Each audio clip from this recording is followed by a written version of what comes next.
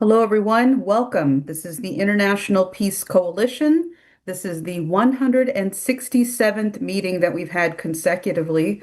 My name is Anastasia Battle. I'll be your moderator today, as well as Dennis Small and Dennis Speed, the co-moderators. And we are coming off, this has been an intense, wild global political situation. And honestly, by the day, as everything keeps going, I'm always surprised at how worse it's getting. Sometimes it's hard to believe how worse it has been getting, but that's the world that we're in. And I'm very thankful that all of you are joining us today. Please take a moment to share this invitation with your organizations, your friends, your reasonable enemies to join this discussion process. If you're watching over YouTube, Rumble, Zoom, Twitter X, wherever you're coming in at to join us for this meeting, you are welcome to share the invitation. I like to remind everyone, every International Peace Coalition meeting, why we created this forum 167 weeks ago, which was to stop the drive for thermonuclear World War III. That is the general motion of the world where our enemies of humanity have been taking us, and we have to bring people together around the highest principles of humanity. And whatever philosophy you're coming from, nationality, language you speak, religion you believe, if you are committed to creating true peace on the planet, stopping world war, and creating a real world for the prosperity of all human beings, then you're welcome here. And please bring as many people as you can to join this meeting today. To start off the discussion, we have Helga Zepp-LaRouche, the founder of the Schiller Institute and the initiator of the International Peace Coalition. Please go ahead, Helga. Thank you, Anastasia, and hello to all of you. Well, unfortunately, I have to agree with you that the world is getting worse, and it is clearly becoming very dangerous. I mean, when you have the discussion on some parts of the US government contemplating the possible use of tactical nuclear weapon as a theoretical hypothesis and possibility, one has to get worried because simultaneously a lot of people are discussing, in referring to the United States and the Anglosphere in general, that, the way things are going, the empire is clearly overstretching, that things are not going well. However, I can only warn that the idea that the United States would just vanish is not a prospect. When the Soviet Union collapsed in 91, this happened amazingly peacefully. I mean, there were no tanks, at least not immediately in the context of the dissolution of the Soviet Union. And, as we discussed repeatedly, incredible historic chance to create a peace order was missed. Now, it seems that the whole world is, in disarray. Every part of the world you are looking at, let it be Latin America, the Pacific, Ukraine, the Middle East, all of these situations are full of tensions and, in the process of getting worse. So, it seems that, the only solution would be really to address the underlying axioms of all of that. Now, to start off with the Middle East situation, every hour and every day, this multifaceted situation in Southwest Asia continues. It has devastating consequences for the world public. It will increase world hunger. We are closer moving to the plunge of the world economy into a full-fledged depression. The global Western dominated financial bubble is increasingly in danger to really burst, making 2008 looking like the proverbial children picnic. So we are in a very, very dangerous situation. And it's very clear that, this war is lost for the United States. they did not succeed to change regime, as they call it in Iran. On the contrary, a middle-sized power, namely Iran, is now producing more weapons, more missiles and drones than they are using. So they are actually building up a stockpile, while the United States is very much down on munition, which affects the situation in Ukraine, in the Far East. However, that does not mean that the United States would sort of fold it up and Trump would say the war is over. So it looks really like because Trump does not seem to find a face-saving way out, even if the domestic pressures are mounting, especially in light of the midterm election. There is no off-ramp, so-called, in sight. And, the situation remains one of utmost horror, because the, horror show in Gaza continues in the West Bank. Lebanon is still in basically a war situation. So the question now comes, what is the significance of the so-called Mecca alliance between Pakistan, Saudi Arabia, and Turkey? And there are many different views on the matter. Therefore, I'm very happy that Professor Falk is here, who is a very insightful expert to talk about this significance of this alliance. What I can say is that the three countries all used to be very close allies of the United States. However, this is definitely a move reflecting them dissociating themselves from the United States, claiming greater independence. Now, there are many other experts who say this doesn't mean anything. It's a paper, just paper, because it has too many complications. Like if all of these three countries are saying that the equivalent of NATO Article 5 now applies, meaning that an attack on one is an attack on all, how should that function? Pakistan has its own quarrels with India. If a problem erupts over Kashmir, would that mean that this alliance, this partnership, or this alliance would go into effect? What about Saudi Arabia and Yemen? How would that affect the situation? Then naturally, Turkey is a full-fledged member of NATO. On the other side, it's buying weapon systems from Russia. So the whole situation is very complicated. And naturally, the longer this situation continues, the economic impossibility for all of these countries to keep going increases, especially also for the Gulf Cooperation countries, who have suffered very significant damage, not only on the US bases, but also on some of their critical infrastructure. Plus, they are and will be forever a neighbor of Iran. And despite all the anger they may have because of what happened, they cannot eternally remain an enemy of Iran. So this is a very complex situation, which does still, and I firmly believe that, still has the potential of expanding into a global nuclear war, because if a situation arises where one of the participating powers would use a nuclear weapon, I fully agree with Ted Postol, who has argued many times that there is no such thing as a limited tactical war, and that the use of only one nuclear weapon would mean that all weapons are used in a very short period of time. So we are sitting on a complete powder keg there.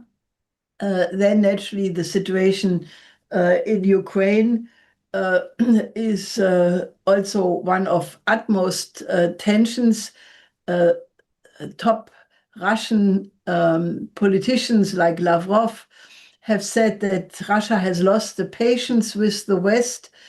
The Western narrative that Ukraine is gaining the upper hand in the war against Russia can absolutely not be maintained. Even so, obviously this is causing a lot of bloodshed on all sides. And then you have naturally such incredible statements like the journalist from the Frankfurter Allgemeine Zeitung, Martens, who said in a question, who asked Zelensky in a press conference, so is it that basically one has to kill more Russians because that's the only way how Putin comes to the negotiation table?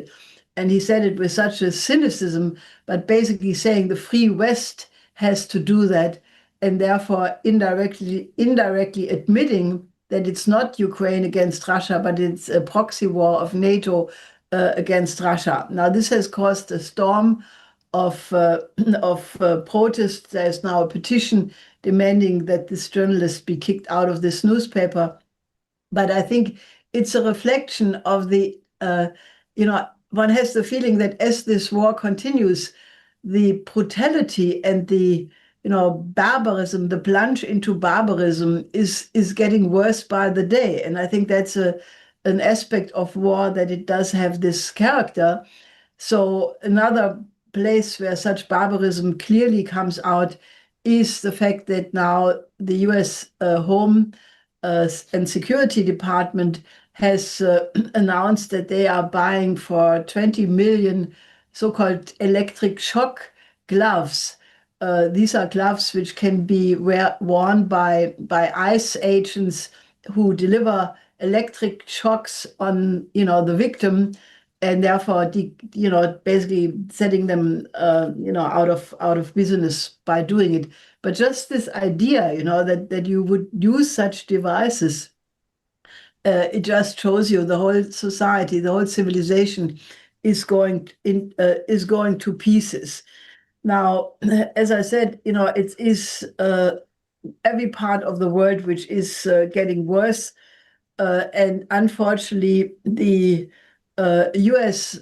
national security strategy, the idea that the United States claims dominance over the Western Hemisphere, is also being acted out right now.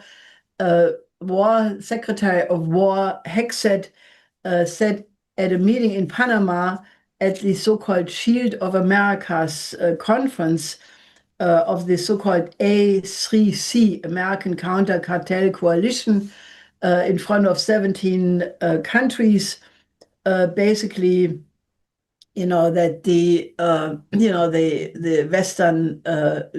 Western Hemisphere is there is a new Monroe Doctrine, a Donald corollary to the Monroe Doctrine.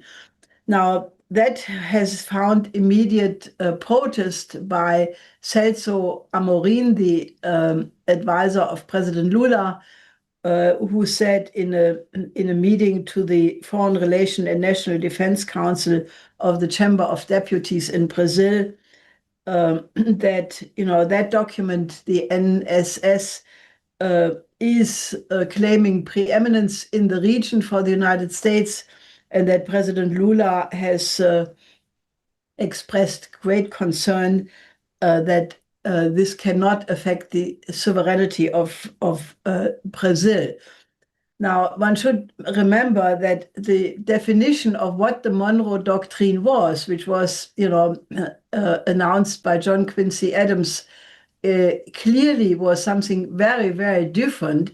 And that was clarified not least in a meeting between Undersecretary of State Summer Welles, who on the 1st of March in 1940 had met Joachim von Ribbentrop, the foreign minister of Hitler, who had declared to him, saying the aim of Germany, that was Nazi Germany at the time, is really nothing else for Europe than what the Monroe Doctrine is calling for the Western Hemisphere.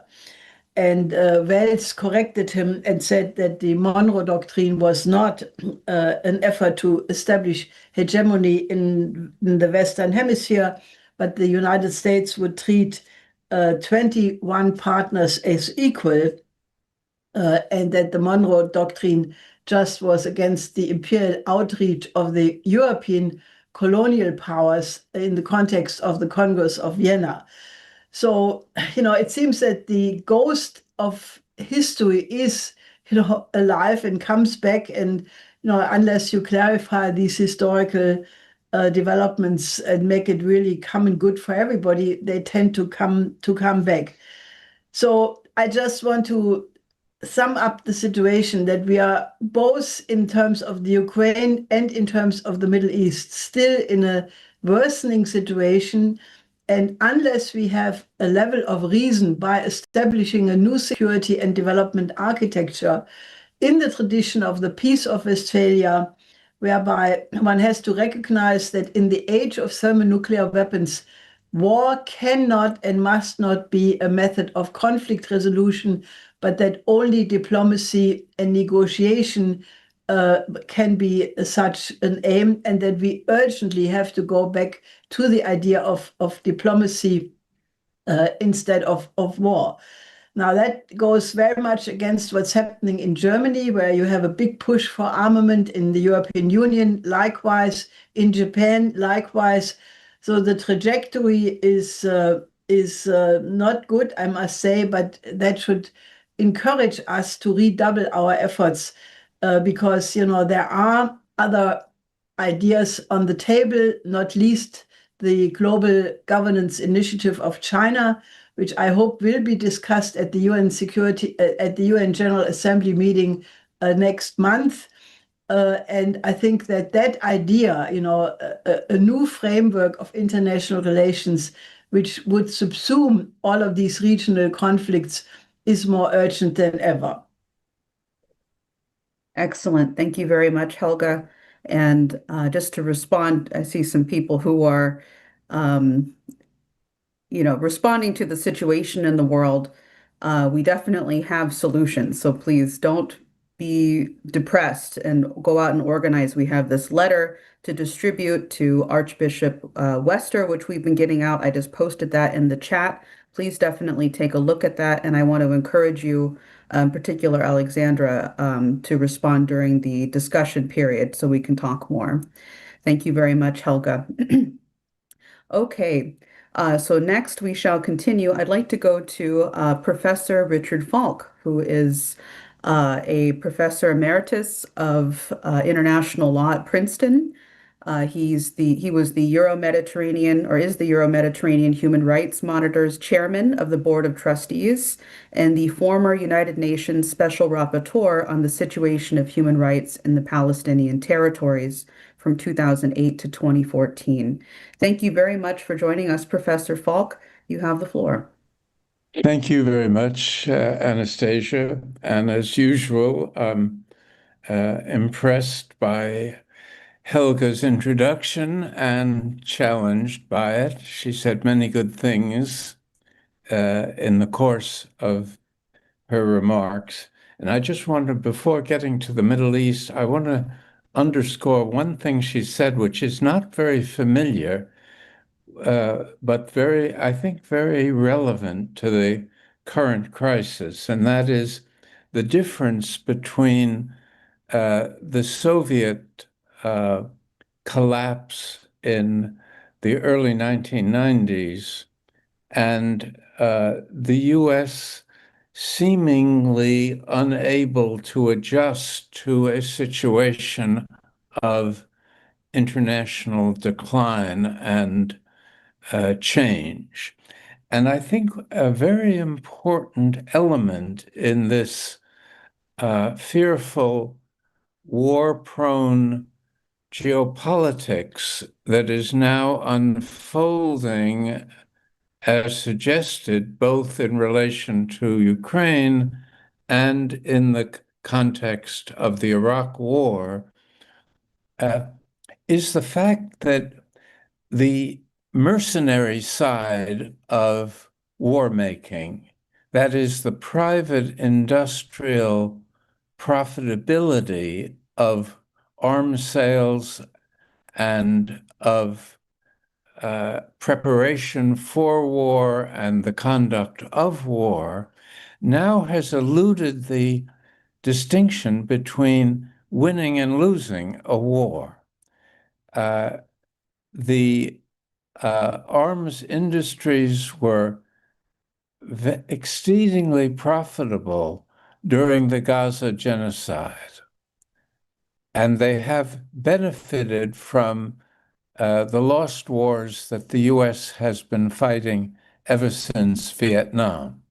So in other words, the idea, this very subversive idea of international law, that US foreign policy chooses between wars of choice and wars of necessity, as if that's a matter of national discretion, is very heavily influenced by this pressure that the private sector brings to Congress in the form of very large military budgets based on exaggerated security threats and security interests that biases the whole foreign policy agenda in a belligerent direction.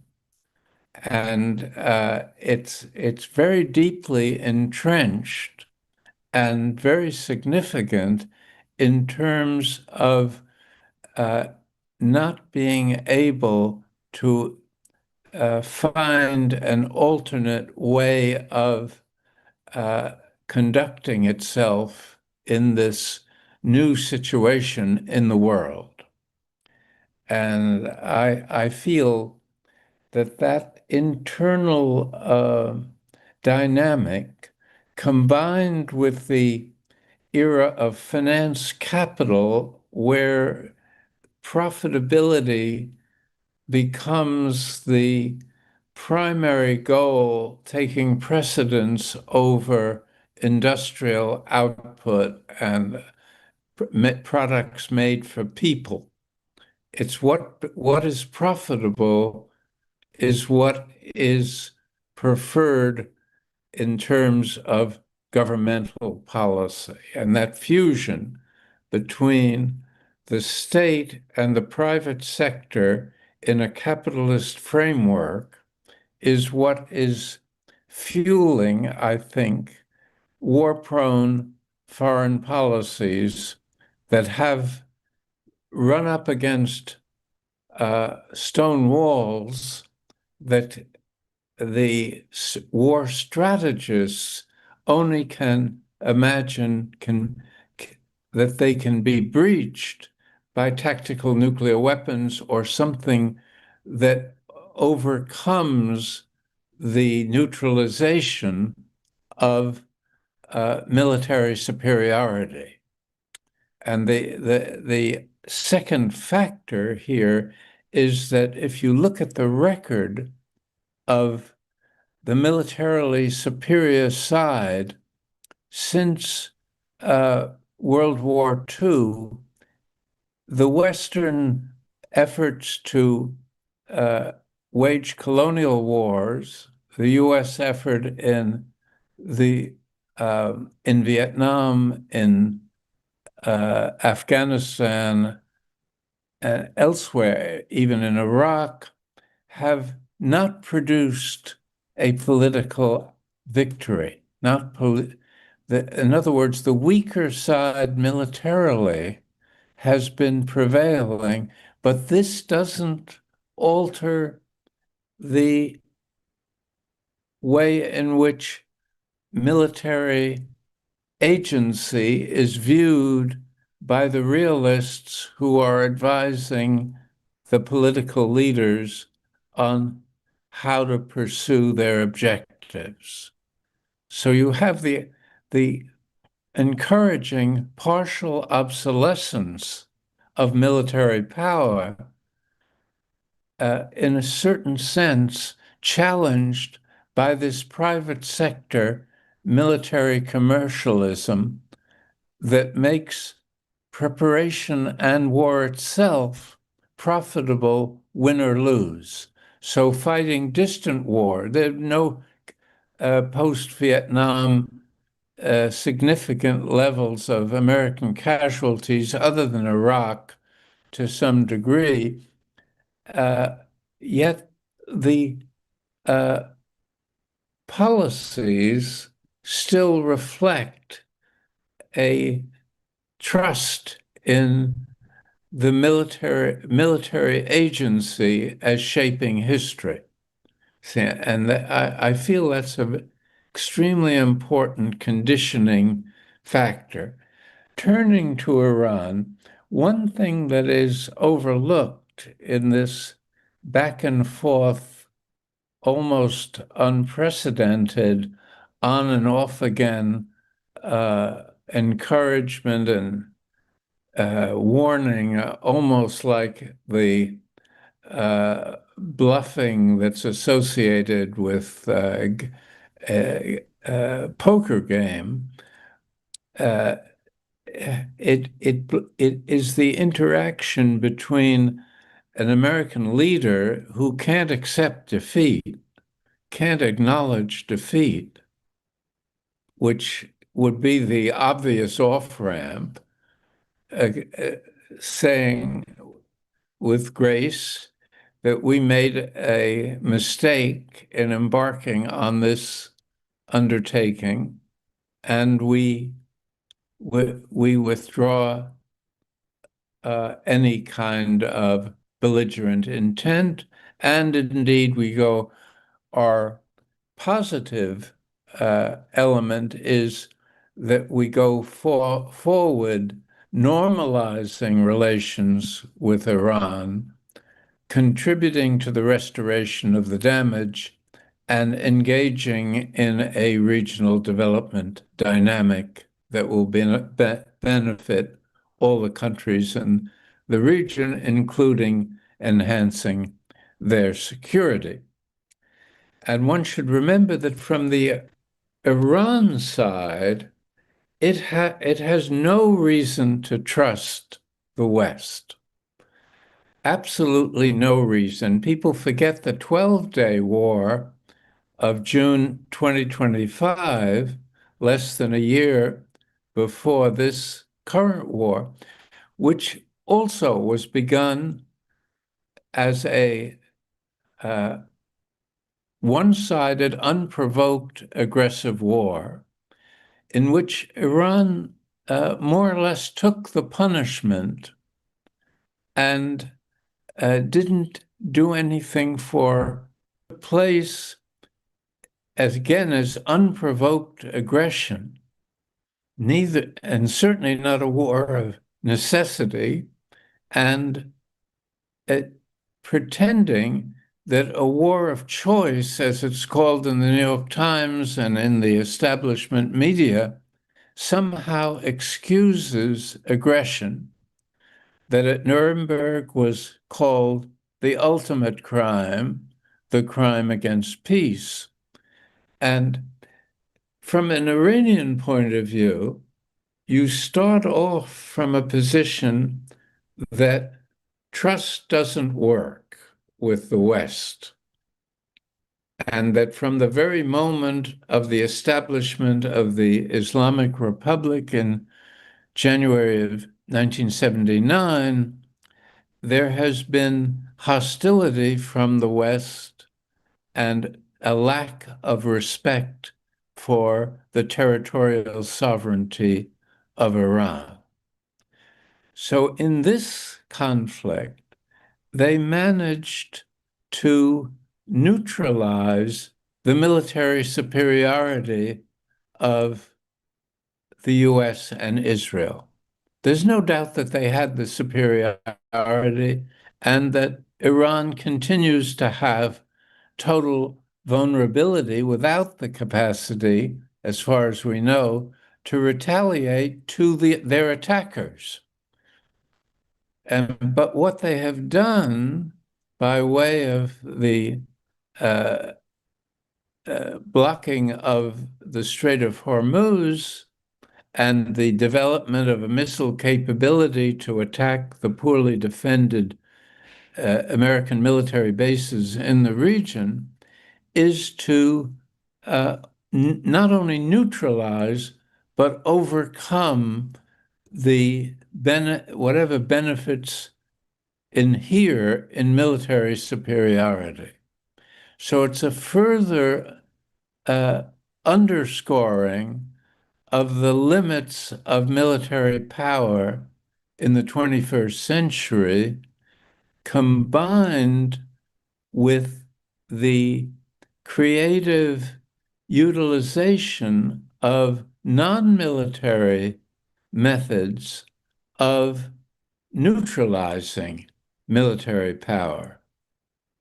And it presents people that are, as I say, structurally committed to war and war making with a great pressure to technologically innovate ways of making war a victorious undertaking again.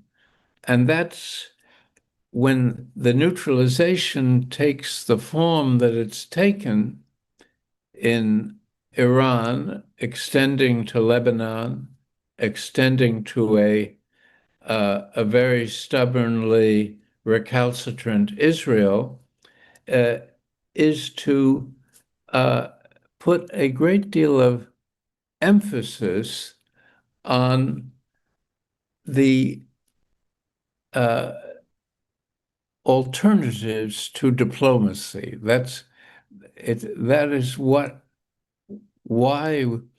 in a situation where the US in particular has nothing to gain and much to lose each day that this war goes on, yet it can't find a way to pursue its own rational self-interest or its own national interest. And it's only partly explicable by the personality and style of Trump. It's also connected with these deeper structural issues. A final word on the Mecca Agreement, which I think is an interesting display. Arab world stood by while the Gaza genocide took place. So it's at least a symbolic undertaking. As Helga pointed out, there are potential contradictions. One can imagine how Turkey would be between Scylla and Charybdis if a NATO country was attacked by a Mecca Agreement country.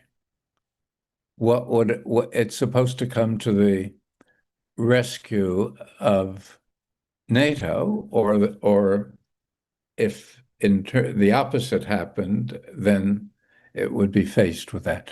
All we can say with any kind of confidence is that if the Mecca approach goes forward and engages more countries and shows that it has more than a paper value, I would predict that we'll be talking in 5 years of West Asia rather than the Middle East.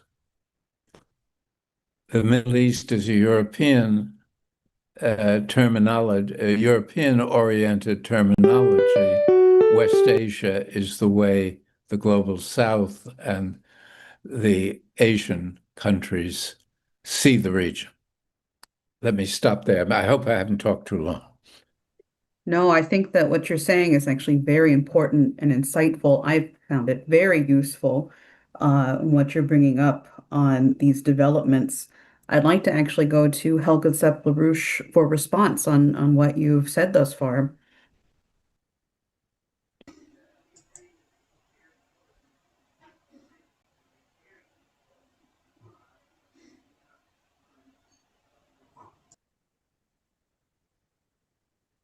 One moment, we're just trying to get her unmuted. Okay, I'm There we sorry, go. I was muted. I actually wanted to respond to two points, what you said, Richard. One thing I think is one should probably think that the concept of well, either capitalism or imperialism has, I think, reached a new stage, and I think it would be worse that scholars of various backgrounds would try to give this a new name, because I think if we don't name the developments and phenomena in the right way, you get confusion. It seems to me that what you are describing with the privatization of the military and the, win or lose makes no difference as long as the profit rises, is associated with with a tendency one could call, at least as a first effort, a neo-feudalism, because the function of the sovereign state is practically annulled. You can see that in Europe with the European Union and the rearmament. You can see it with the military complex in the United States. And with it goes the new phenomena of the billionaire class becoming the dominant power in politics. The increase of numbers of millionaires, multimillionaires, billionaires, multi-billionaires, and with Elon Musk for one day, even trillionaire. And then you have Peter Thiel and such people who say we should not be ashamed to show our wealth, that's actually a good thing. And then the question is, what do these people do with all the wealth they accumulate? I mean, you cannot eat for $1 trillion caviar. Your stomach for sure wouldn't take it. So the question is, what do these people do with the money they accumulate in such a way? And that goes into the various structures you are describing, which eliminates the power of the state and actually goes back. I would say the comparison would be like the 18th century, basically the end of the really feudalist systems. So that is one thing. And I think the Pope has, in his new encyclica, Magnificat Humanitas, pointed to that when he warned of a tendency of people to create a new Tower of Babel. And he discussed this in the context of AI and the military use of AI and the intention of the designers of that technology. And I think this phenomena that the authority of the state is being increasingly eliminated by these incredible wealths, which become much more powerful than the sovereign state. That's one thing. And then the other thing is that also the complete lack and loss of trust is not only something which is true for Iran, but you can observe the exact same phenomena with Russia and the West, because in both cases, they have been negotiating in good faith. In the case of Russia, the last time in Anchorage, where the Russians were putting quite some hope for a longer period of time that Trump would make good on his promises to become a peace president.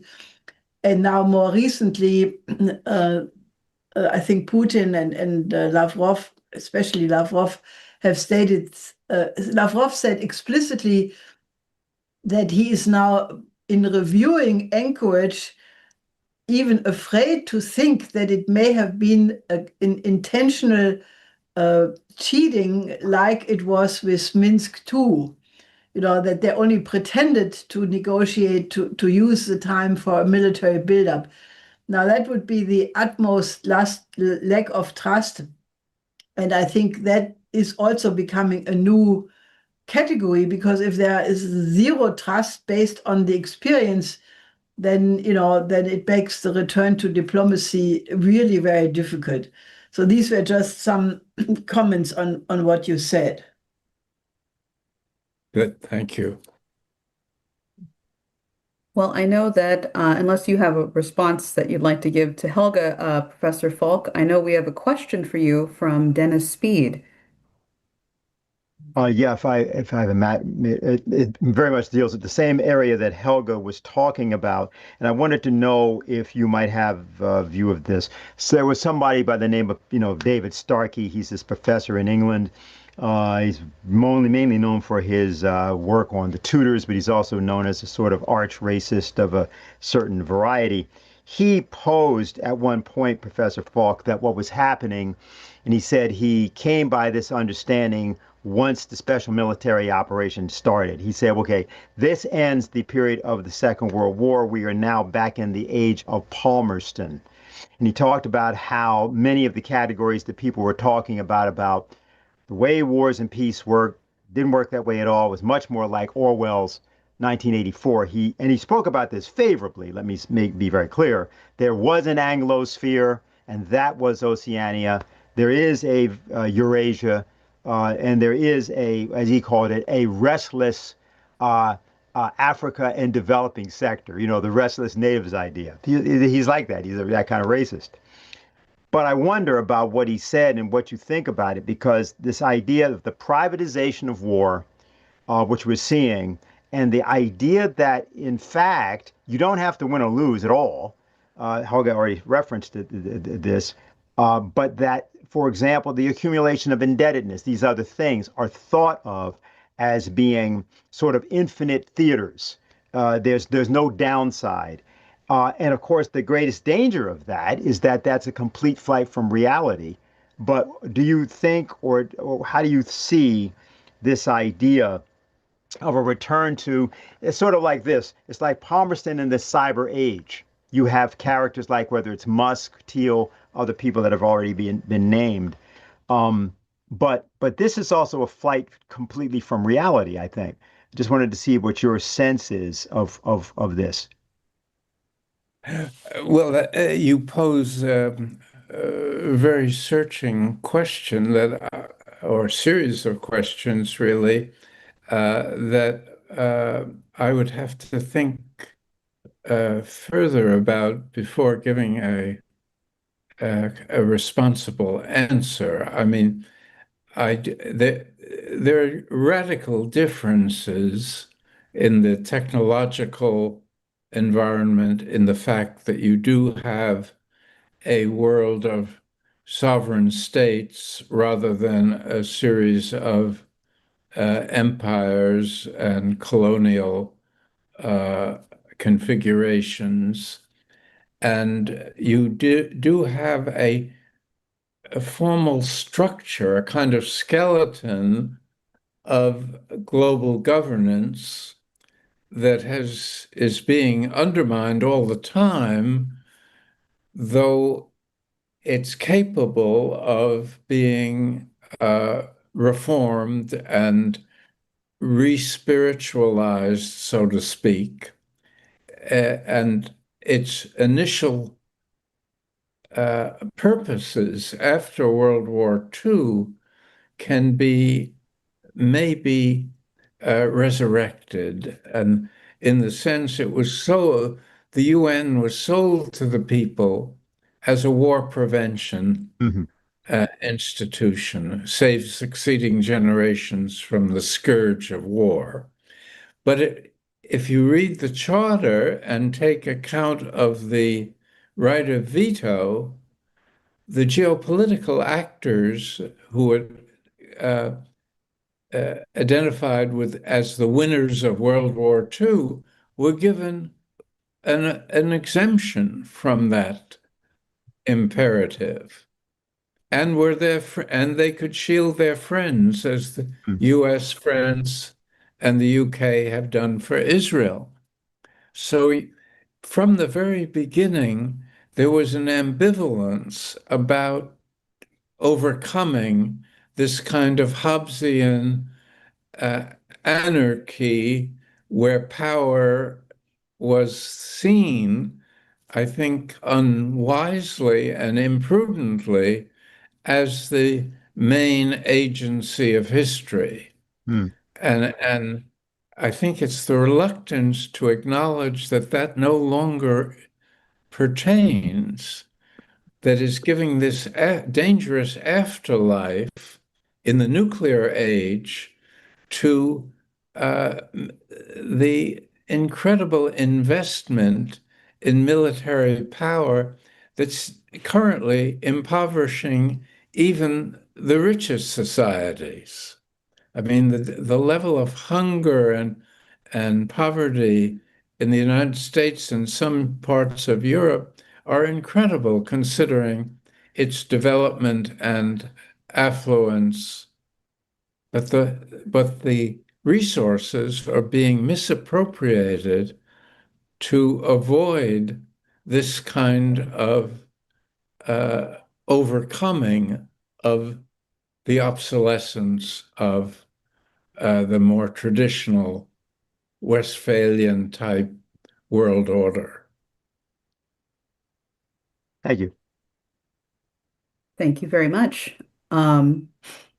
Well, I think this has definitely been a very fruitful and dense dialogue process in filling out this new Mecca agreement in particular.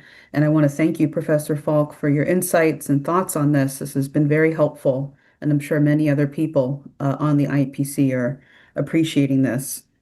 I want to ask Helga if you have any other thoughts before we continue with the agenda.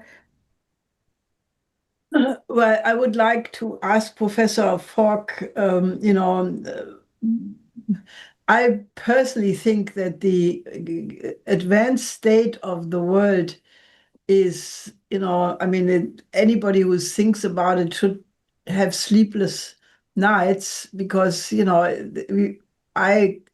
I think we are potentially confronted with the end of civilization if this goes wrong.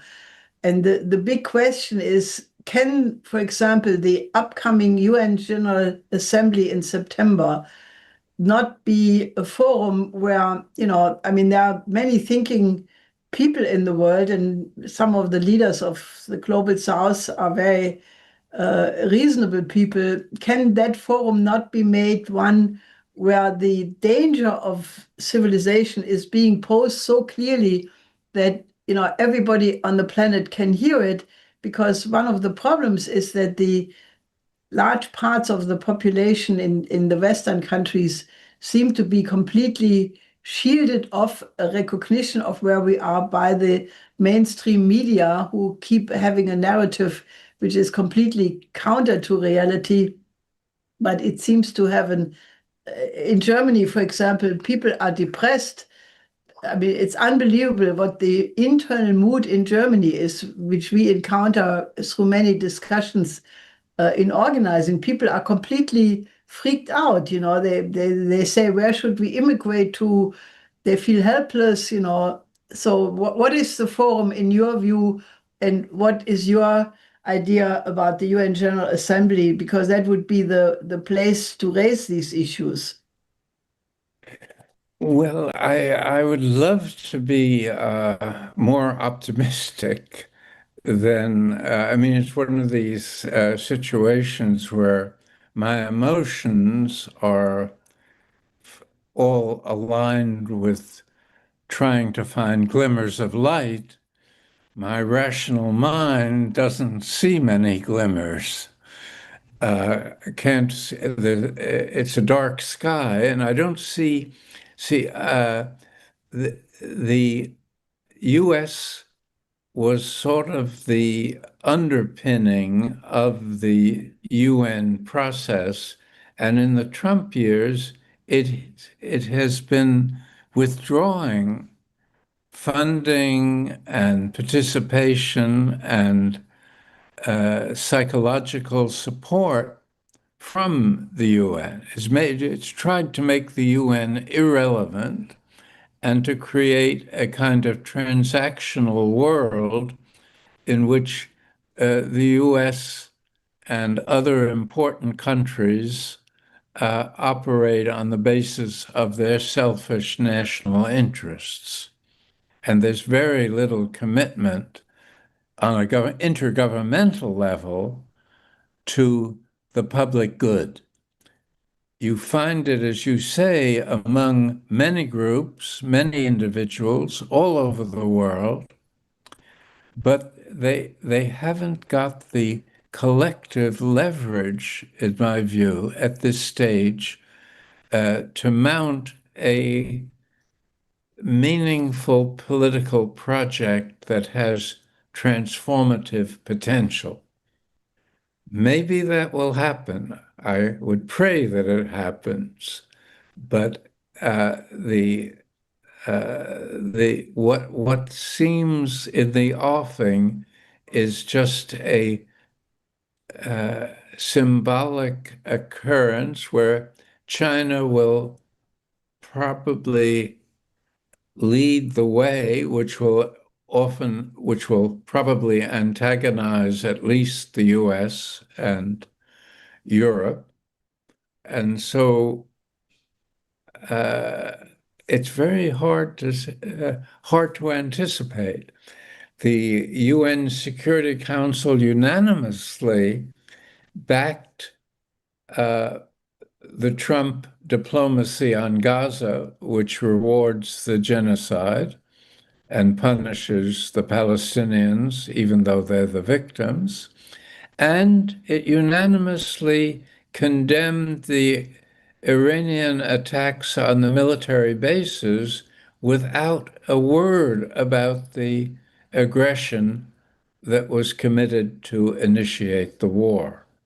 So I don't see the UN as able to, at this point, play a constructive, transformative role. But I hope I'm wrong. I often am.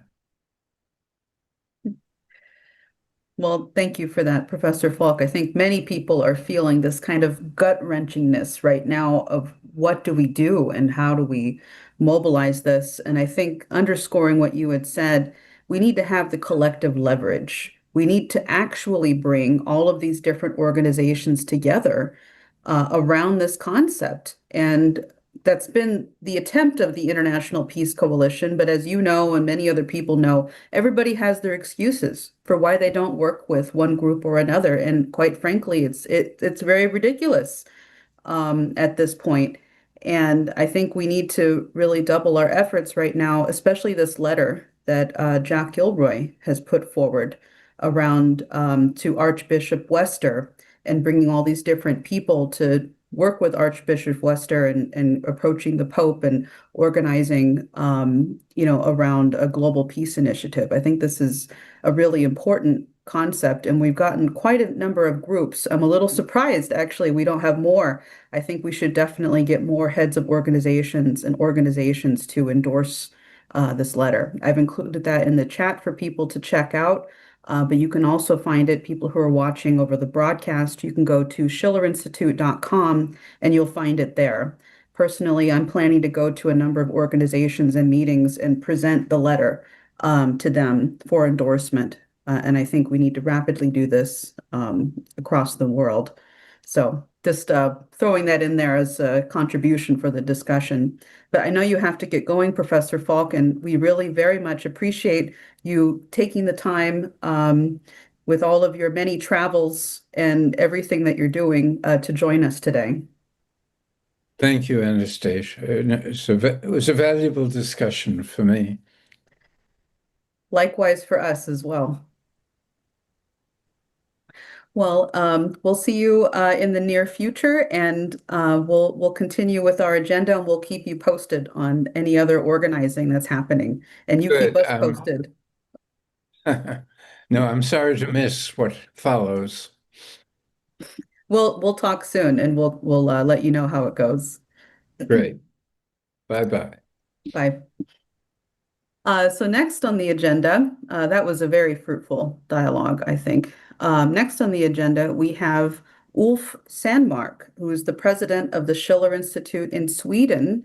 And they just had a demonstration in Sweden where a number of very top-level peace activists and organizers around the world, former military, spoke at. And he's going to give a report on where that stands. Are you there, Wolf? Yeah, hello, do you hear me? Yes, I hear you. Great. Yeah, we had yes, we had a manifestation for the Hiroshima Day in the tradition of the Humanity for Peace Conference organization, who organized that outside the United Nations a few years ago, and we have continued that every year now. And this year we had a situation where we wanted to break the spell that we have now. We are not allowed to talk about speaking to Russia or speaking about with Iran or speaking with BRICS for peace. And this is exactly what Professor Falk was speaking about. There is a belligerent tendency in all the political realms here, with all parties in the parliament. We have 8 parties in the parliament. All of them are for war, and they are. They are very afraid to speak about the war. We are in a very interesting situation. They are very belligerent, and it's very high tension, and they have a very high profile. So they are easy to kind of attack. But in the election that we are approaching now, the 13th of September, with all levels, both local and national level, this election campaign is now in the final phase, and what we have is very big nervousness about the situation. And what we can see in this situation is that the parties in the parliament do not bring up the war issue at all.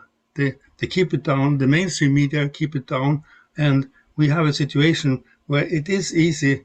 There is a big opportunity to pinpoint and prick the balloon of this sensitivity on this issue, and they are very afraid of speaking about it.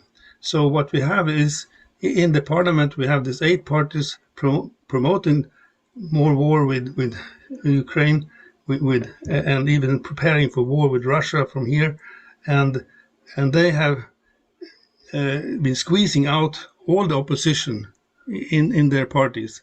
And when these opposition politicians get out of their parties or become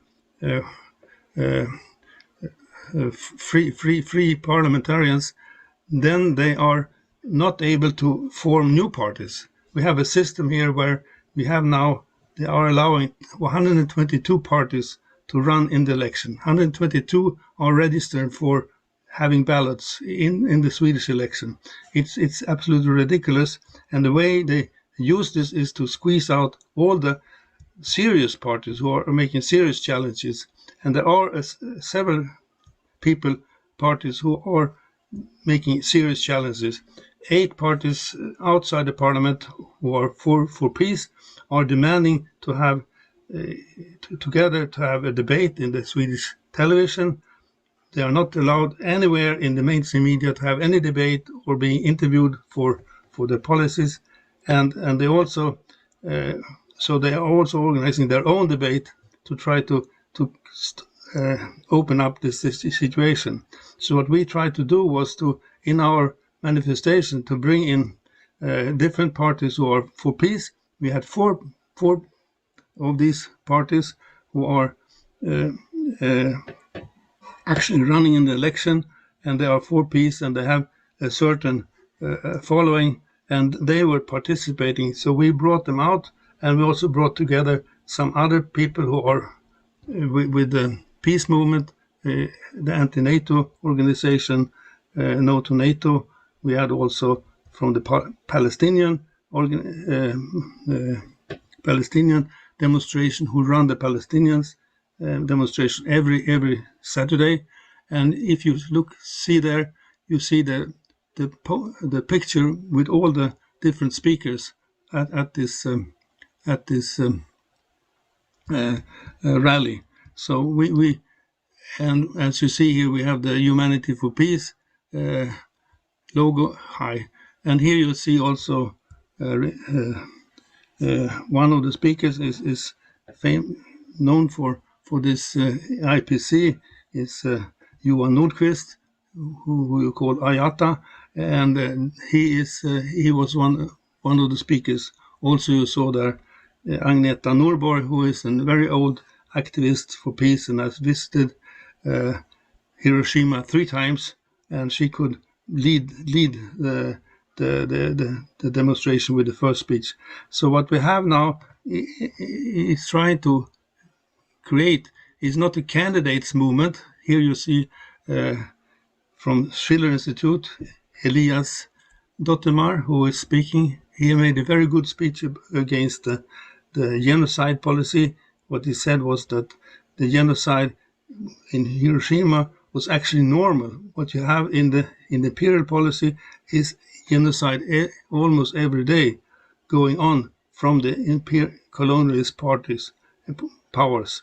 So it's short and very good speech. Anyway, what we have is now trying to create not a candidates movement, but an alternative parties movement, so they can challenge each other. And what we get now is that all kind of bloggers and others start to interview these alternative parties, started to speak about the peace policies, and starting to challenge the establishment, who are not daring to discuss anything, and also do not discuss any real development projects. We have in the invitation today to our conference, and here you see our very prominent guest speaker was Douglas McGregor, and we were very happy that he made a special statement to our manifestation. It was recorded by a blogger who is in contact with not only McGregor but also with Larry Johnson, and so we are getting this kind of input into the Swedish debate from the international real discussion.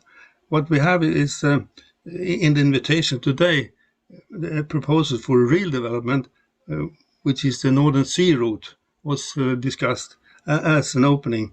And I think this is a typical thing that is not discussed, but it is really a gift to Scandinavia. If you look to the map, where is the Northern Sea route ending? Well, it's in Scandinavia. So you would put a focus on Scandinavian economic development if you start to develop this. And the important thing with Northern Sea route is not just the route, but also that it links up all the rivers.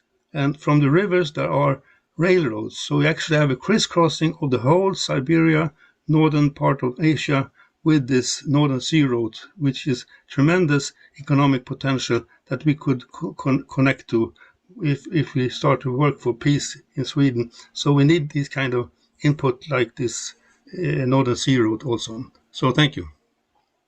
Thank you very much, Ulf, for your report and all the work that you and the local that you have there, what they've been doing and pulling people together to be very outspoken. I think this is a good example of what other people can do in other parts of the world. So definitely, folks, if you're doing any types of activities like this, you're organizing events, please let me know, and we'd love to showcase whatever you're doing with pictures, videos, to discuss it, what works, what doesn't work, to collaborate more across the world with the many different people who hop on. So thank you very much, Ulf, for your presentation. Thank you for having me. Anastasia, I'm not sure if I didn't see a graphic of this Northern Sea route. I just happen to have one, so let me share. Oh, great. Thank you. I didn't have it. Yeah, I have a bunch of these things. So Ulf, I think this is exactly what Ulf was talking about. If you want, there we go. Yes. Yeah, you see, Scandinavia is the endpoint of the sea route on the European side. So it's a tremendous opportunity for us here. The other thing to note, I mean, this is the Northern Sea route. By the way, the Chinese are actively involved working with the Russians on this. Maybe I should. Yeah, actively working with the Russians. They're coming involved in this. This is goes through the Bering Strait here, and then the entire Northern Sea route around the north of Russia. Russia has world-class, the only real world-class nuclear-powered icebreaker fleets to get through this. This involves Scandinavia, and their route goes all the way to St. Petersburg, very close to St. Petersburg. And then what's really interesting here is the way that this would link up potentially, as soon as it's completed, with the International North-South Transport Corridor, which is a rail route going from St. Petersburg down through Moscow along the western side of the Caspian Sea. There's just a small little link through Iran that's not yet built, down to the port of Chabahar in Iran, and then by sea across to Mumbai in India. So this gives you a whole idea of what kind of activity is going on and available in the Eurasian area and in the global south. May I point to the rivers you see that on that map? Because if you see the river Ob, for instance, it goes all the way with transport of raw materials from Kazakhstan into the Northern Sea route. So it's a tremendous network that is connected to the Northern Sea route through these rivers transports. And then you have railways starting to be built, creating a pattern of like a network, like a net for connecting the whole region there, where you can bring out and the development to the whole Siberian area. So Great. Well, thank you. Very exciting. Thanks for bringing that up, Dennis. And I'd actually would like to, so we're going to continue with our agenda. I'd like to we're going to make a slight adjustment here. I want to go to Dennis Small to bring in Larry Johnson, who, if people know, he's been on many, many times. We greatly appreciate having Larry Johnson on. He's a former CIA intelligence official and a member of the Veterans Intelligence Professionals for Sanity. And I want to go to Dennis Small just to bring you in to catch you up on what's been said thus far. Go ahead, Dennis. Yeah, I mean, impossible to actually sum up anything like that. That was a setup, but nonetheless, that's fine.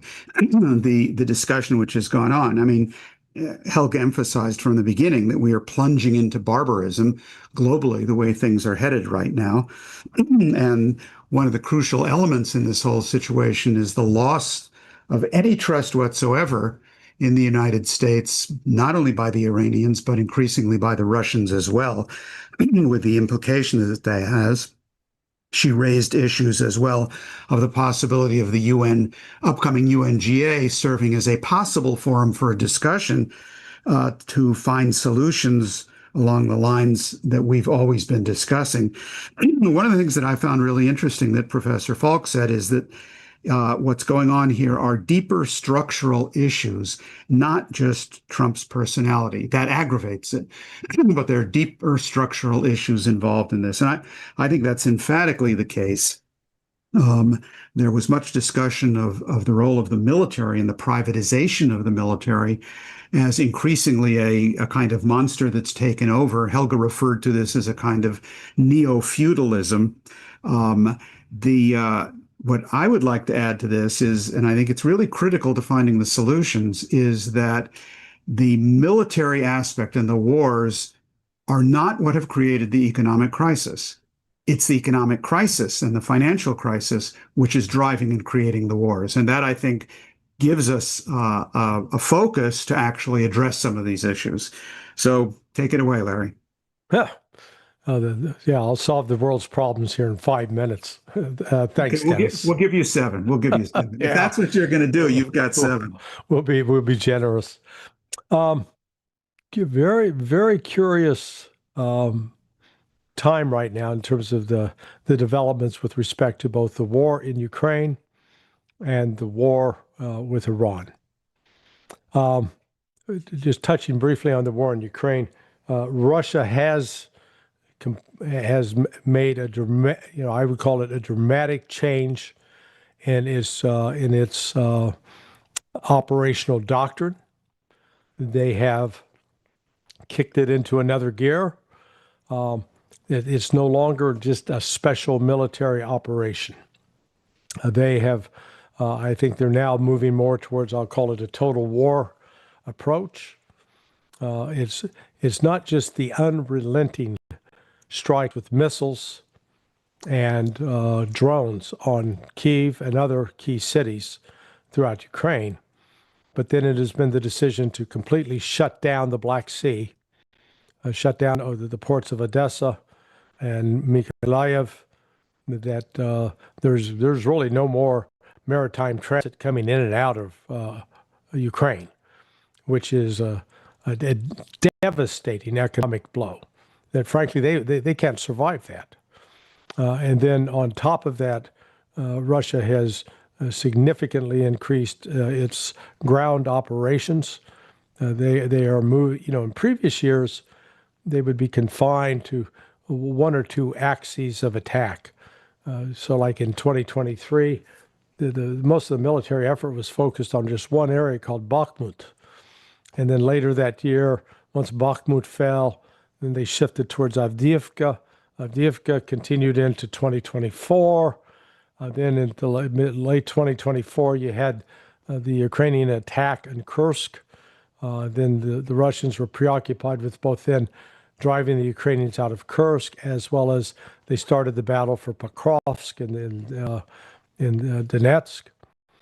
But now this year we've seen, and then the newest offensive on Odessa. So Russia is dramatically increased its military pressure on Ukraine, and this is going to move the war in a very in a decisive direction, I believe. That by the end of the year, there will be very, very serious questions about whether Ukraine can even sustain these operations. Now, it's important I want to draw a parallel between Iran and Ukraine because it highlights the delusional nature of the U.S. military operations in Iran. Look at the number of missile and drone strikes and aerial strikes with what are called glide bombs, FABs, in Ukraine over the last 4.5 years. It's been an enormous volume of fire that Russia has unleashed on Ukraine. And they've destroyed a lot from the air. But Ukraine is 1/3 the size of Iran, physical size. And Iran has basically 4 times the population of Ukraine. So when you consider what have been the limitations of the limited effects of Russian air power using ballistic missiles, drones, etc., that didn't cause the collapse of Ukraine, then you realize how fantastical and ridiculous it is for the United States' really paltry efforts with our limited missiles and virtually no drones. The drones we send over are more for collecting intelligence and doing surveillance than carrying out military attacks. And we've only been at it for 9 weeks, 10 weeks total.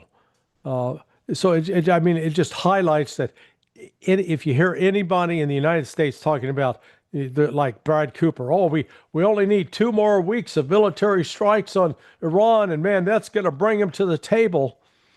This is crazy talk. This is talk completely divorced from reality.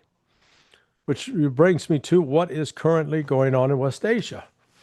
The contradictions are enough to, put somebody into a psychiatric ward. Because on the one hand, Trump is telling us, hey, Strait of Hormuz is open. We got it it's under our control. And you're going, okay, then if it's open and it's under our control, what are we doing militarily? Why are we running a blockade? Because, if it's open, we don't need a blockade because it's open. But it's not open. So, it's like that meme that came out several weeks ago with Donald Trump laying on a couch, the psychiatrist sitting next to him saying, now, Mr. President, These Iranians you're talking to, are they here in the room with us now? You know, he's seeing things, he's imagining things, and he's caught between trying to pretend that the economic fallout from the blockade of the Strait of Hormuz is inconsequential.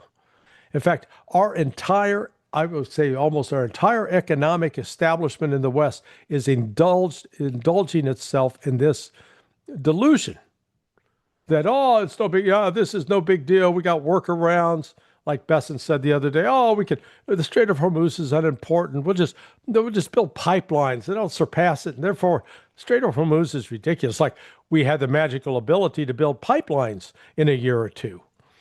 And yet, in that same breath, Besson ignores the fact that 25% of the world's supply of liquid natural gas, 30 to 35% of the world's supply of urea and sulfur, and 40% of the world's supply of helium comes out of the Persian Gulf and can't be transmitted by pipeline, has to be transmitted by ship, and the cutoff of that is actually contributing to, while it's not officially recognized yet, I argue that we are already in the midst of a global recession. And the divorce between what's actually happening economically in the lives of people in terms of what they have to pay for food, what they have to pay for fuel, both for automobiles and to power their houses, is completely disconnected from this financialized world that occupies Wall Street. In fact, we saw it today. The economic data is flashing red, that we're not growing economically. The number of job losses is increasing, and the Wall Street goes, hey, this is great news because the Treasury they'll cut rates. I mean, it's like it doesn't matter what's happening to people's lives, just as long as they can have a financial angle where they can make some money out of it, it's good news. Now, there are signs, and they're contradictory, but signs that there are the talks are going on behind the scenes, and the United States, at least with J.D. Vance in control of this reportedly, are not leaking to the press. We've seen, number one, in Lebanon, there's been a virtual halt to Israeli attacks compared to what was going on 2 weeks ago. That is in line with the Iranian demands, as say, hey, you want the Strait of Hormuz open? Got to stop the attacks that are taking place in Lebanon, in Palestine, in Yemen, in Iraq. They've got to stop. So at least what's taking place in Lebanon could be seen as a potential sign that the Trump administration is behind the scenes applying pressure on Israel to cut back. Then we've had reports out of the United Arab Emirates of 3 or 4 plane flights from the UAE to Tehran in the last week. They fly, stay for a half hour to an hour, and then fly back, reportedly carrying gold and money, frozen assets that had been put in banks and are now being returned to Iran. So there could be some movement on that. However, we then get Scott Bessent today saying he's going to inflict economic sanctions on Iran like have never been inflicted before, which from Iran's standpoint is just another act of war and will justify further retaliation on the part of Iran. So it's just like I said, the Trump administration is sending mixed signals. The reality they face is the United States militarily is in trouble on 2 fronts.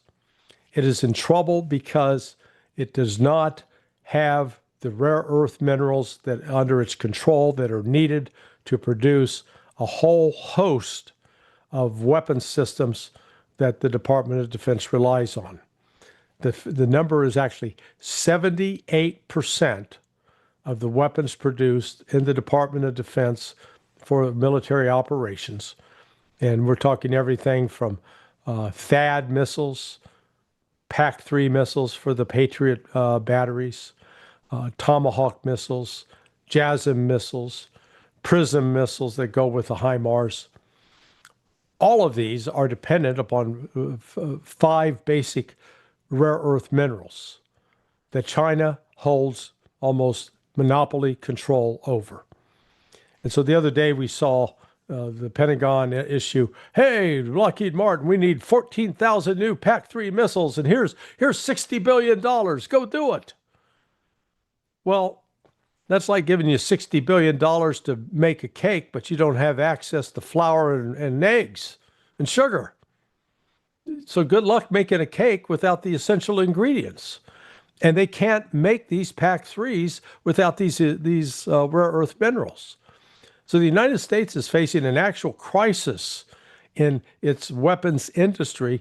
It may have all the money in the world appropriated to produce things that they do not have the actual necessary components or raw materials to produce it with.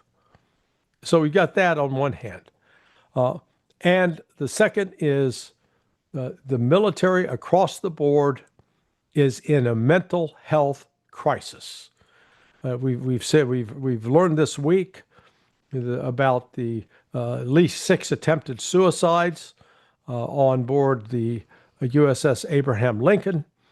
I had a friend of mine recently retired from Central Command, an officer who was involved with intelligence, and he is the class president of. He graduated from West Point in 2009.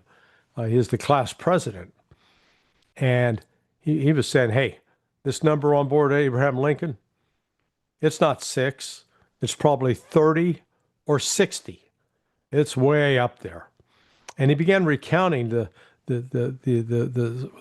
I'll call it the epidemic of suicide. That is, it's not just in the Navy or the Marine Corps, it's in the Army and it's in the Air Force. And we've seen a number, we got the signs out there. And I put an article up last night at Sonar 21 that lays this out.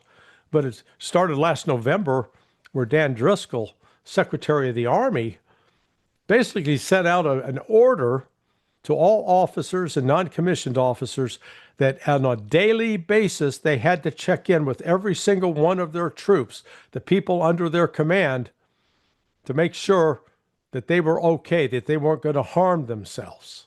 Think about that. You have to issue an order. It wasn't a suggestion. It wasn't, hey, here's an idea for you. No, it was an order because the crisis has become that bad. The Army took that step. Then we get the report last month, then we got the report in April off of the Abraham Lincoln. Again, the USA Today put the report out as there's a crisis in mail delivery. They buried the lead. The lead was actually the sailors and Marines on board these ships are receiving inadequate food.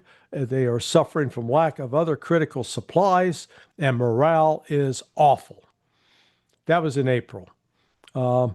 Then last month, July, we get the report, because apparently it happened in June, out of Cyber Command, that they had at least 5 or 6 suicides in 1 month. Then we get the latest information, not only off the Abraham Lincoln. I've been in contact with an angry mother whose sailor on the USS Tripoli lost 30 pounds on his float. I received another message yesterday from another one of my readers, another angry mother. That is her son. She went out to visit him. He came off of a submarine float. He had lost 10 pounds. Now, it'd be one thing if they're all, if they're fat like me, had my belly, fine, they could afford the 10 to 30 pounds. But they're not. These are kids who are physically fit. And so what's happening now this month, there are a lot of pissed off women across the United States who've got children who are in the military. And we're talking women who are supporters or were supporters of Donald Trump. Trump has now got a big problem because the last thing you want to do is piss off a bunch of moms. You don't want to screw with the mama bear. she will eat you alive. And that is, and that's, that this may turn out to be sort of like every August there's some sort of story or issue that takes fire. This may be that issue for this August, that Trump's going to get hit upside the head, because what Hegseth has done up to this point, or at least until yesterday, he was denying, this isn't true, this is fake news. Yeah, you're calling all these parents liars? Good luck with that. That's a great strategy. Not going to end well. So the ability of the United States to sustain a war against Iran is in great question. To sustain any military action against any power is really questionable right now. We can hear Donald Trump say all day long, we're the greatest military in the world. We're not. We're the most powerful military in the world. We're not. We're the most expensive military in the world. Absolutely. But it is the dysfunction that's taking place right now. It is not isolated to just the Navy. It's an epidemic, and I call it a failure of leadership across the board. And I'll stop my rant with that. Well, thank you very much, Larry. And these numbers you're giving are just absolutely tragic. And I feel my heart just goes out to all of these families who are losing their loved ones because of just the atrocities that are going on in the world. And I'll just add that we're also getting reports that many soldiers who are in the IDF there's reports of a lot of suicides from former IDF soldiers who just can't take what they're doing. Yeah. They can't take it anymore. And let me just add the number of, so I became attuned to this, and I think I may have mentioned it in a previous broadcast about 5 weeks ago. One of my students, I'm a firearms instructor. He came to become a rifle instructor, had to take the basic class with me. And it turned out he was actually he is a Navy corpsman, but he was also, the Marine Corps then trained him as a sniper. So he actually, he was more than qualified to teach. He should have been teaching the class, not me. Just a very modest, humble kid. He's 43 years old, same age as my son, and just, man, the most decent. Just a very decent, you meet some people and they just exude decency and integrity. That was him. He killed himself 5 weeks ago. And now actually it's 8 weeks ago. Take that back. And then I started looking into it. Since 2001, there have been 147,000 suicides among members of the armed forces, former members of the armed forces.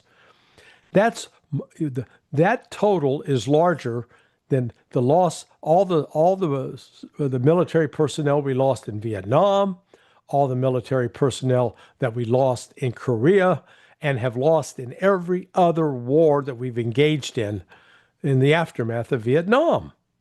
It is this, in fact, that number, we've lost more there than we lost in World War II in the Pacific Theater. That's how large this is. And nobody's doing a damn thing about it. And it's going on, and it just, it enrages me.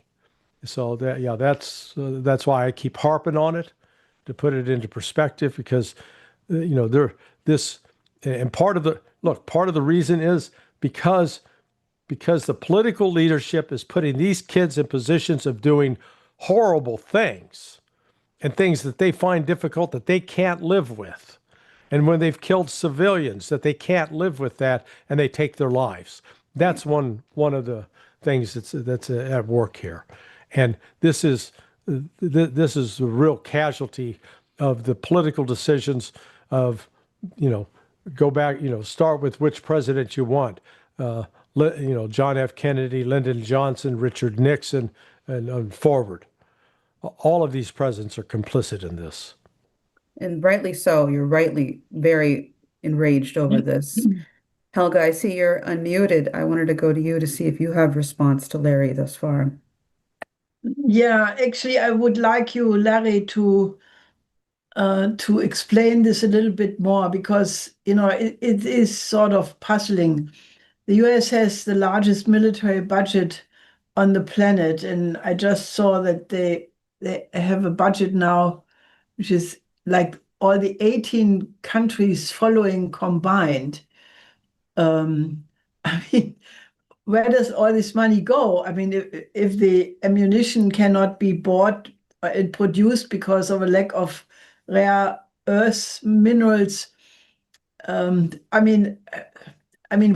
can, yeah, maybe I just have a difficult time to imagine how you can let the condition on these ships and other facilities go so far that such a mental crisis would emerge. I mean, are there not responsible leaders military leaders who see that, who yell alarm and say we have to change something about this? This is undermining the morality of the troops. I mean, maybe you can give us a little bit more insight how this works. Yeah, it's Helga, you're right to be shocked by it. So let me give you again some other numbers to put this into perspective. The U.S. Abraham Lincoln this week set a record for the longest number of days at sea without stopping in a port. Usually if you can put a vessel, you can put an aircraft carrier out there. Gerald Ford was out for over 310 days. I forget the precise number, but the troops actually got to stop at, they could stop in Cyprus, or they had some liberty ports where the sailors get off the ship. They go buy crap that they don't need from the local market. They get drunk, and eat at local restaurants, but then they get back on the ship. So it's a way to sort of, blow off steam. Abraham Lincoln set a record. It's 207 days. They haven't seen land in 207 days. In World War II, the aircraft carrier that set the record for longest number of days at sea without going to a port was the USS Essex, and that was 79 days. So we're now asking sailors and Marines to stay on board a ship for 3 times the length that anybody in World War II, which was actually an intense conflict, did. The cost of the U.S. budget, this gets back to, we like to, in the United States, we like to proudly think, oh man, we're a capitalist society.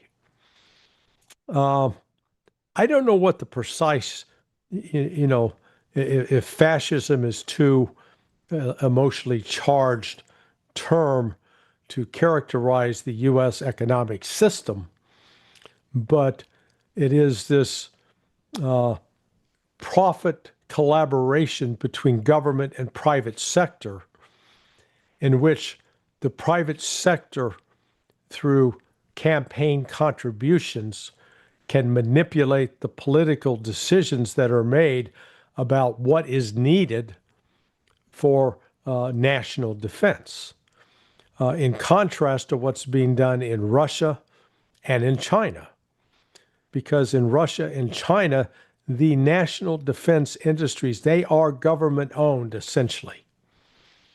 And guess what? The combined budgets of Russia and China for their national defense is 1/4 of what the United States is spending. In other words, if we took the Chinese and Russian budgets, that would only cover 25% of our current Department of Defense budget. And yet,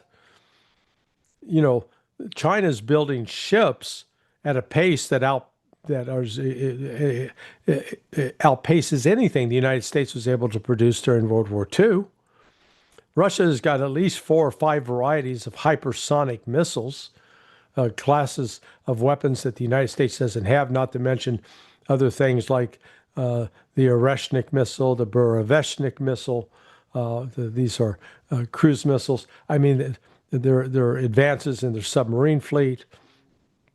So this what we've created is I don't even I'll call it a crony capitalist monster that produces weapon systems that are so divorced from reality they no longer make economic sense. So as an example, the PAC-3 missile, which is fired out of the Patriot, the cost of that is $4.5 to $6 million per missile. The company that produces it, I looked it up, is called Atomics General. It's a private company owned by a family named Blue. Well, I don't know how blue they are. They seem to be a lot of green because they've become billionaires out of this. There's Lockheed Martin that does the PAC-3. I'm thinking of the MQ-9 Reaper drone, which is the Blue family, Atomics. So, but let's follow through all these costs. So you build these PAC-3 missiles, and to fire, if you got an inbound ballistic missile that says costs $500,000 or even $1 million, you got to fire 2 of these PAC-3 missiles, which cost $4 to $6 million apiece. So right off the bat, you could be up to $12 billion, and more often than not, they're firing 4, not just 2. So you take out $24 million to take out $1 million missile. Yeah, that makes sense economically. That's going to bankrupt you in no time. Then, instead of the drones like the Russian, the Garan 3 drone, which is its 3rd generation, that costs $50,000. And the U.S. has this drone called the MQ-9 Reaper. That costs, just the airframe alone, is $30 to $35 million. And if you put on the pod so it can see, it's got an optical component, and it's got a missile component like a harm missile pod and a communications component, that runs the cost up to $60 million. Well, the United States has lost almost 50 MQ-9 Reaper drones during this war with Iran. That, the boys and girls, is up around $3 billion in drones, just on that alone. But wait, the United States came up with an even better idea. We want to have this bigger drone that can stay aloft longer. We're going to call it the MQ-4C. And you can get one for the low price of $250 million. And one of those is shot, the Iranians shot one of those down. Now, and then on top of it, let's not forget the F-35, 5th generation fighter, for the low price of $100 million a piece. Plus, it's incredibly expensive to operate, $40,000 an hour for maintenance. And its reliability is such that it's only going to work about 25% of the time. The other 75% of the time, it's going to be in the hangar getting repaired or being updated. So what we've created in the United States is this this military industrial system that is not guided by strategic considerations and certainly not guided by supply chain considerations or price considerations.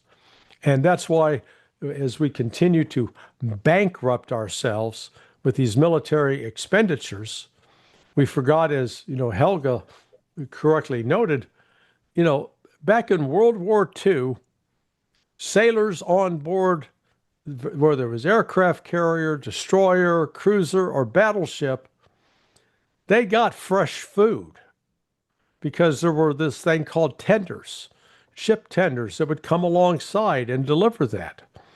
Well, the modern U.S. Navy said, we don't need that. We'll just load up when we go to port. That's one of the main reasons they're not getting resupplied, because they don't have the ships that can go out and do the resupply. And the other element, I got this from another angry mother. On her son's last deployment, when the ship pulled out, they removed the chaplains from the ship. no chaplains. Now, if you're atheist, fine. But for those who are religious, if you're going to have somebody on, if you got mental problems and you want somebody on board to talk to, chaplain that's what they've got. They don't have on board psychiatrists. So the military pulled the plug on that as well. I mean, this is, if you're trying to write this out to say, okay, we want to create a military system that's so screwed up and so stupid and so broken, how do we do it? Well, we're doing it. Go ahead, Helga. Well, I mean, you see on the one side this what Pope Leo XIV calls a new Tower of Babel, built by the military, the people who are designing the AI system for military purposes. And, this brings you to Palantir and the Silicon Valley. And Peter Thiel has, I mentioned this earlier to Richard Falk, they have basically now put out a story that they should not be ashamed to show their wealth. There was a period in which where rich people would try to hide it somehow, not to be attacked when they were wearing fur coats or things like that. So Peter Thiel says, no, we should be absolutely proudly showing what we have, and we should accumulate as much money as we can because that gives us power. So there is this whole new, and I mentioned earlier, where do these people put the money they make? They buy up real estate everywhere, especially in nice lakes and nice coastal areas to build resorts for the rich. These are, again, protected by private services, because they fear that, like in Rio, there was already many years a discussion that one fine day the people from the favelas will come down and intrude in these protected areas where the rich are living. So the rich are, and in the United States, you have some of these people who have private airstrips, and they go by private jet or private helicopter to the mansion of the other oligarch, and they never touch down ground with the ordinary people because they rightly fear that they may have trouble. I mean, what a world is that? And then they cannot take care of the soldiers. Yeah. Is that not material where, people should say to change the system? Yeah. No, I agree. Look, the incentive structure is not built towards accountability. That's the bottom line. And I'd argue this is one of the reasons the Chinese have been so effective in transforming their society from, largely agricultural, go back 70 years, an agricultural society where 25% of the population was literate, to the leading industrial power, manufacturing power in the world, with now 97, 98% literacy among the society. And the key to that, they established 5-year plans. They had plans. This is what we want to achieve. And they'd put somebody in charge of it and hold them accountable. And if they met the plan goal achieved, they get rewarded. Plan goal not achieved, your future was not looking good. And whereas in the United States, as I saw it at the CIA, if you screw up, as long as you're part of the team, you get promoted. Where incompetence is rewarded, not punished. So to go from a system that's based upon merit to a system that's based on cronyism, that's exactly what the United States is in the grip of right now, a crony capitalist system. Thanks, Larry. Dennis Small, I see your hand is raised. Yeah. The discussion of the military-industrial complex. I'm going to put on the screen here again for people to look at. The really is the military-industrial financial complex, because to address some of these questions of what's going on, how is this happening, who's behind it, and why, we've shown this before, but just to remind people, these are the 6 top U.S. Defense companies: Lockheed Martin, Raytheon, Northrop Grumman, Boeing, General Dynamics, L3Harris Technologies. The number 1 and number 2 stockholders, that a stockholder is an owner, the ones who own the companies, i.e. the ones who decide what's done, are a handful of the largest financial management companies in the entire world. BlackRock is the one that's most known. State Street, Vanguard Group. BlackRock is actually the largest too. But if you just look at these, this is BlackRock, State Street, Vanguard Capital. BlackRock, State Street, Vanguard Capital. That's who owns this. That's who runs this. That's where the money goes. And the total amount of the assets under management of these 4 companies is over $22 trillion. So when you're talking about a military complex, really just one step behind the screen are the same financial interests that are running the drug trade, the same financial interests that own $2.4 quadrillion in financial assets, the same financial interests that are seeking nuclear war if need be to keep control of their system. The reason I'm emphasizing this is not only for purposes of, delving into the real picture of what's behind this stuff, but to provide a solution. Because the question that always comes to my mind in this situation is very simple. Where's the Achilles heel? Okay, what do we do? Where is the Achilles heel? And I think that if you actually look at this, that's where the Achilles heel is. They're absolutely running into a physical boundary, as you were saying, Larry. I mean, they can't make a cake without flour and eggs. I like that image. That's really good. Marie Antoinette was a lot smarter than these people. She said, let them eat cake. Well, she had cake. These guys don't have cake. Yeah. And they can't.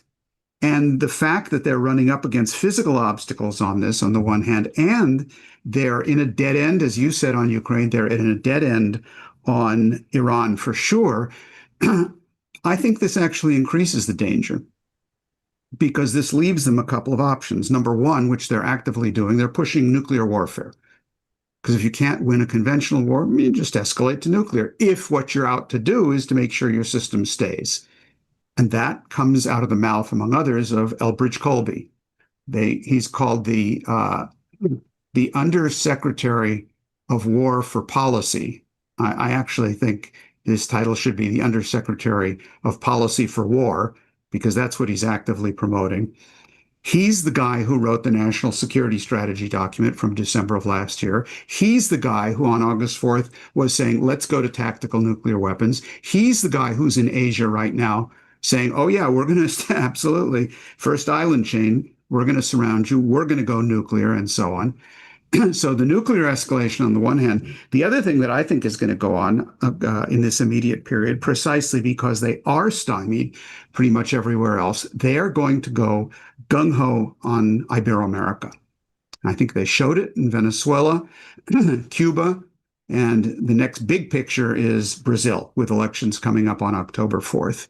And I don't think they're so desperate, they're so in their own world, so out of it, that I can imagine them doing what, for example, a representative from Florida said, which is, we're going to give Lula the treatment that we gave to the president of Venezuela, and putting a caricature of Maduro's face, or Lula's face, on the famous Maduro picture, being transported blindfolded and handcuffed and so on and so forth. So this, by way also of just inviting everyone to our upcoming roundtable, EIR roundtable on September 4th, addressing this issue in the Americas, and in particular the LaRouche solution, which is, how do you deal with this bankrupt, out of control system, and the economic policies to replace it? So I'd like to take the occasion to invite everyone. It's at the same time as the IPC meeting. It's the September 4th IPC meeting. So people should mark their calendars. Great. Thank you, Dennis. And Larry, I really want to thank you for joining us and making the time. I want to see in the last few minutes that you have with us, your closing remarks.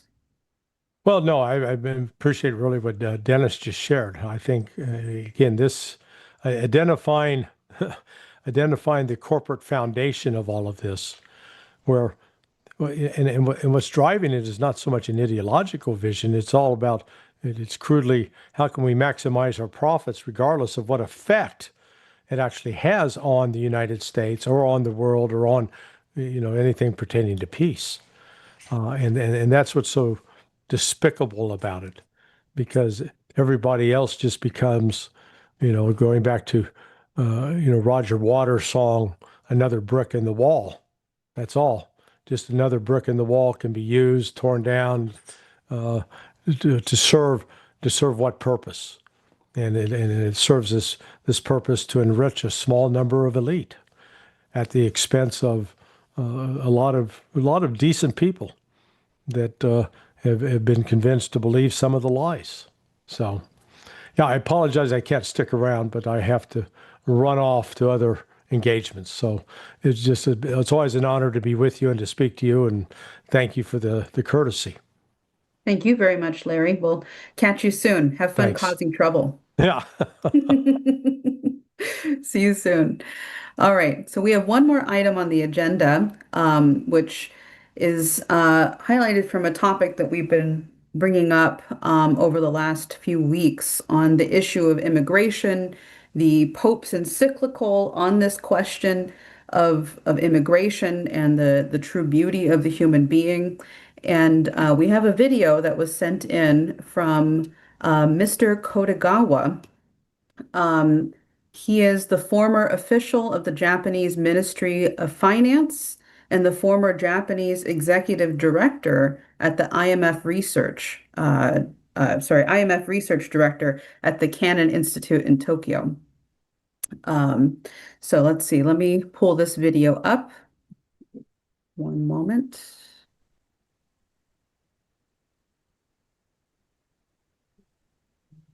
Bear with me here. Oops. Sorry, multitasking here.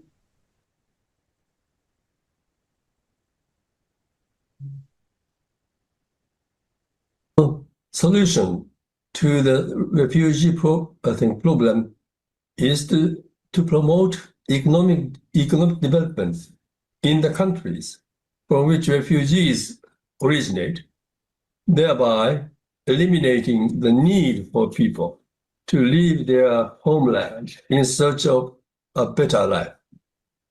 Looking back at history, Japan itself, when faced with widespread poverty, adopted a government policy in the early 20th century of encouraging immigration to South America.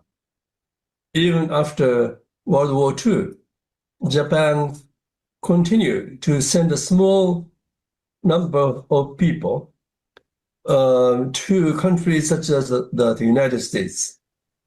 As a result, there are now approximately 4 million people of Japanese descent living overseas, primarily in South America.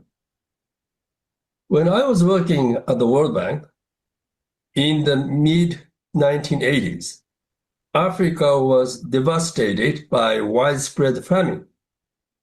In response to this humanitarian crisis, the song "We Are the World" was created and became an international hit. After returning to Japan from the World Bank, I became responsible for Japan's official development assistance, so-called ODA budget. Drawing on my experience at the World Bank, I realized that many Asian countries viewed Japan's post-war economic success as a source of hope, believing that if we work hard, we too can become like Japan. Africa, however, lacked such a model.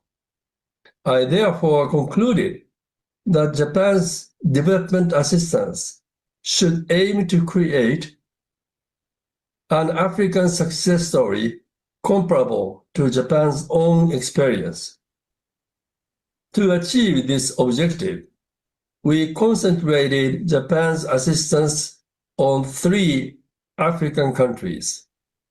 This included infrastructure development financed by Japanese yen loans, improvements in education and healthcare through grant aid, and technical cooperation in the form of dispatching Japanese experts and inviting trainees to Japan. By the early 1990s, these efforts were beginning to show encouraging signs of success. However, at that point, French Prime Minister Edith Cresson criticized Japan's aid policy as being Jurassic. As a result, Japan's attempt to foster African countries that could follow a development path similar to Japan's was ultimately abandoned. The large-scale influx of refugees became a major political issue in Europe only after the beginning of the 21st century. More specifically, it followed the US and UK-led invasions of Afghanistan and Iraq after the September 11, 2001 terrorist attacks. The problem intensified further as a result of the 2008 global financial crisis, which severely affected Middle Eastern economies, and the political instability across the region associated with what became known as the Arab Spring. The situation in Europe's major countries can be summarized as follows now. France has long been a country of immigration. As of 2023, approximately 7.3 million immigrants were living in France, accounting for 10.7% of the total population. In recent years, the number of immigrants from Africa has increased significantly, and by 2023, they represented 48% of all immigrants residing in the country. France admitted approximately 347,000 immigrants in 2023. Although this represented a slight decline from the previous year, it was about 100,000 more than in 2006. Unemployment rates are particularly high among immigrants from Africa origin. In the United Kingdom, the number of asylum applications exceeded 110,000 in 2024, reaching the highest level on record. The largest numbers of applicants came from Pakistan, Afghanistan, and Iran. This surge reflects the fact that several 100,000 asylum seekers had already entered the country in previous years seeking international protection. In response, recent British governments have adopted increasingly stringent policies on asylum, refugee protection, and the deportation of unsuccessful applicants. In Germany, the number of asylum applications rose dramatically in 2015 as a result of the Syrian civil war and other regional conflicts, increasing from approximately 200,000 in the previous year to around 470,000. Subsequently, following Russia's special military operation, Germany accepted more than 1.3 million displaced persons from 2022 onward. Altogether, approximately 3.1 million refugees arrived in Germany during the 10-year period from 2014 to 2023.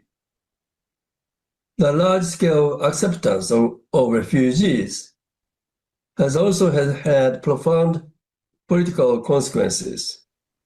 The right-wing populist party Alternative for Germany, AfD, made immigration and refugee policy a central campaign issue, doubling its share of the vote in the February election and emerging as the country's second largest political party.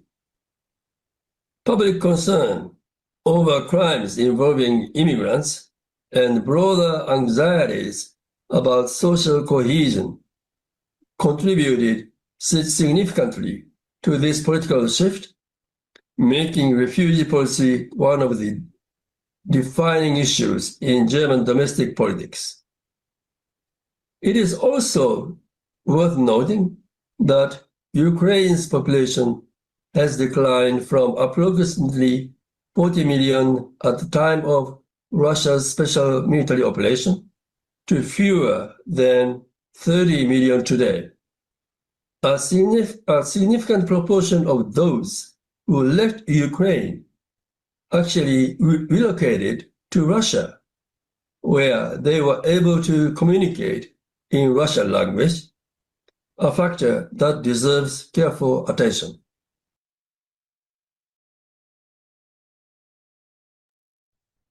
So I'd like to thank Mr. Kodagawa for his sharing of his presentation. I believe this was actually intended to be at the roundtable just a couple of weeks ago, and he wasn't able to attend, unfortunately, but very much wanted to contribute his views to the discussion for the International Peace Coalition. So thank you again, Mr. Kodagawa.